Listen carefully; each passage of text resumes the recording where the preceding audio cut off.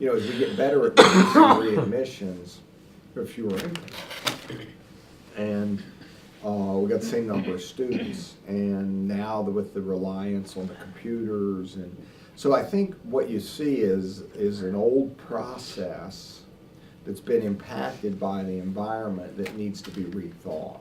And I made a note I'm going to have, after the first of the year, I'm going to have process improvement, performance improvement, take a look at doing a Kaizen around educational assignment. We may need to start talking to the schools about Saturdays and Sunday clinic, and then we really have not done a very good job of figuring out how many computer terminals we actually need. We had a vendor come in and do that, but it was really poorly done. It didn't, you ended up with a report you couldn't make any decisions on. And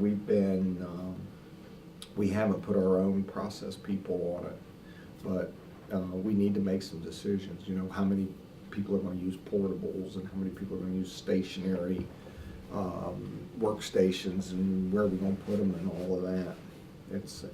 We've been talking about it for a year and a half. It is a problem. So I think how we educate, how we create a good student experience, and we may have to force rank it a little bit.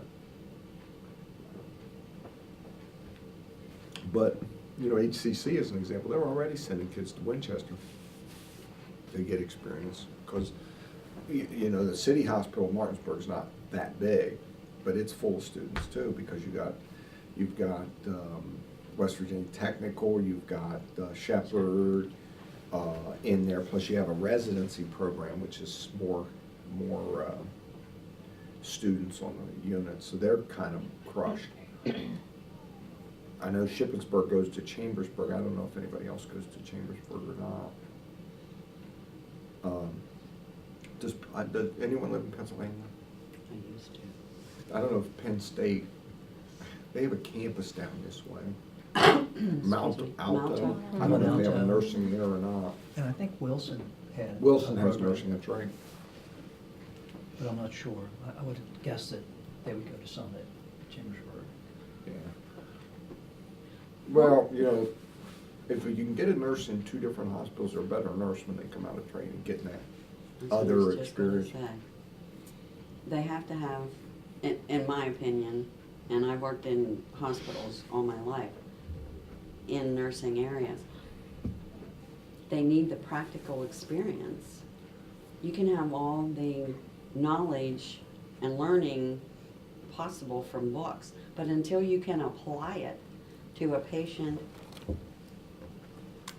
and see what happens when these processes you're learning are actually happen, you have to have that experience. You have to have hands-on, because somebody still has to take care of the patient's needs. Yes, and that's, I think, partially what I mean, where when the nursing unit of maybe 8 nurses to take care of, they have maybe 3 rooms each, are bombarded with that many students, how much of their time is taken away from their patient care to educate that person? If patient safety, and with the core measure issues now, as they break it down, with hand hygienes and stuff like that going down, it seems to get worse, I've noticed, when we have students, because they're being secret shopped too, along with staff. So just, and I wonder if it's not the amount of students, that we're taking per area. I think it's something we got to study. I Yeah. agree with you completely.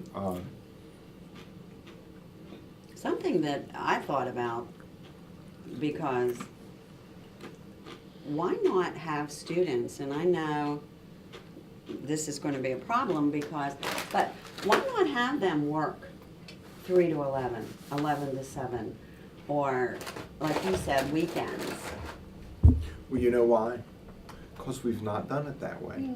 Years and years and It used years to be a and rotation. years. It used to be a rotation. You had to do so many You weeks of did. days and so many weeks of nights, and like maybe one shift of Mhm. weekends or something, to get that idea of the differences.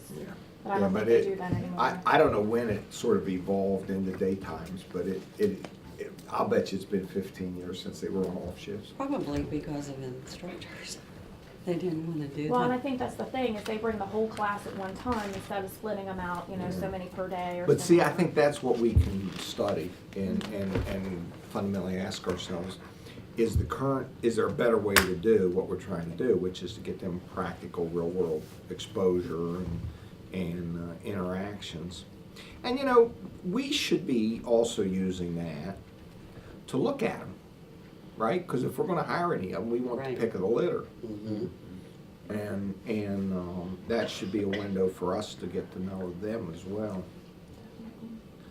I think it's a good insight on your part. So you got no risk, huh? 2 weeks. I'm anxious to see what you got to say.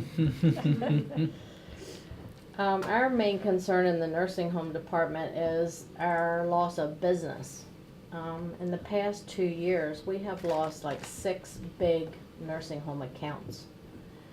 We used to have a nursing home coordinator who went and visited all of our clients at least once every 2 months to see what problems they had, what changes we could make.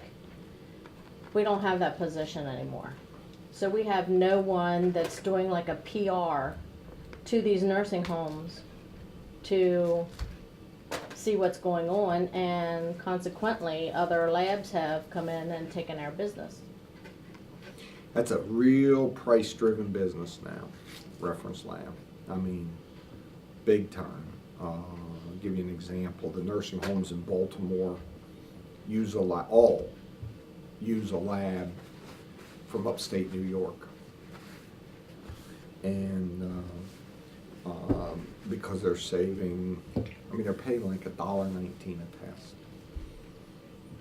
And the high customer service and willingness to pay for that has been the challenge, I think, in that business.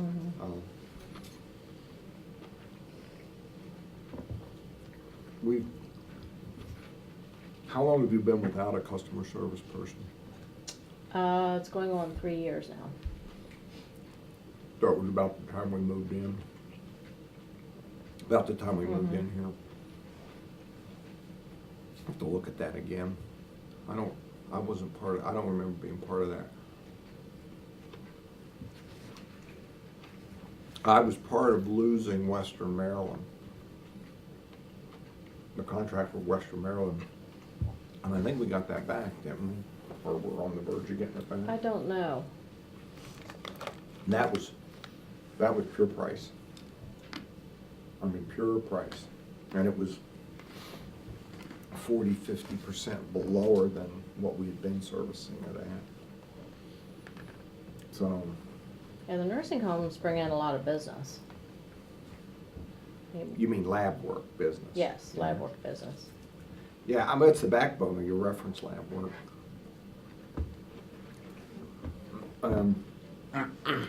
It has historically been profitable. Because, a lot of what we do is business, but it costs us money to do them. Diabetes center, we're booming in the business of treating diabetics. We lose money on every patient that comes through the door. You do it because you gotta take care of that population, or they end up in the ER and cost you even more money. I'll have to take a look at that. I'll ask about that. Okay, that'd be great. We got a new guy running the lab. I haven't really spent much time with him. I haven't met him yet either. Smart guy. I've heard him talk. Impressive fellow. Have ribbon cutting, so they'll formally announce it a little bit later. But we have 2 things we have to get done now. One of them is we need to get big enough to be viable, so we need to get to 35,000 lives by 2017. And the way that works is the patient continues to have absolute freedom of choice. They can go anywhere they want under the benefit program. But they also they're asked to authorize their doctor to have access to their Medicare data bank, and with the idea that if we have the total picture of your health care, your doctor can make better decisions for you. And so we have to convince them of that, and they have to sign it's called an attribution. And they don't lose any benefits, nothing changes after that, other than now their doctor has the whole picture. So if they've been to the cardiologist and didn't tell their primary care doctor, they know what drugs that cardiologist ordered. So, if they've been to the ER, they know, that kind of thing. And then, you know, it's always important to maintain financial stability. And so that's the other point in our strategy. And really, when we talk about the alliance, where we're trying to bring Western Maryland, us and Frederick together, that really is about financial viability. That's just muscling up and getting big enough that we can take advantage of vendor relationships. And, you know, if you stack your purchasing on top of each other and count it as one volume, you get better rate prices, those kind of things. Little things can make a big difference in terms of financial outcome. And we will be going to the board in January, recommending that we proceed with that. And over the next couple of years, as we roll it out, it has the potential of $23–24 million in impact across the three organizations. Sounds like a lot of money, but you know, you think about those three added together, it's a $1.2 billion organization, so it's huge. And but at the same time, if each of us got 1/3 of that projected savings accruing back, that would double our bottom line. So it's, you know, it's very, very relevant to us. The areas we're focused on, I mean, there's just 4 areas really that it looks like we want to focus on the most from a cost perspective. One is revenue cycle, getting our billing efficiencies by coming together and sharing data platforms and whatnot. IT, we've got our Emeritus is on a what's it called? Meditech Magic platform. Frederick is on a more advanced Meditech platform, and Western Maryland's on the same platform we're on. All of us need to find a new path forward. We're a little bit big for Magic. We're going to have to ride it for another 3 or 4 years probably, but we think coming together, there's some software options out there that we could consider if we're that big, that we would not be able to consider individually. So there's that aspect. And then again, vendor muscle, just being bigger and having more muscle, you get better rates out of vendors. And then pharmacy purchasing and purchasing in general, or supply chain.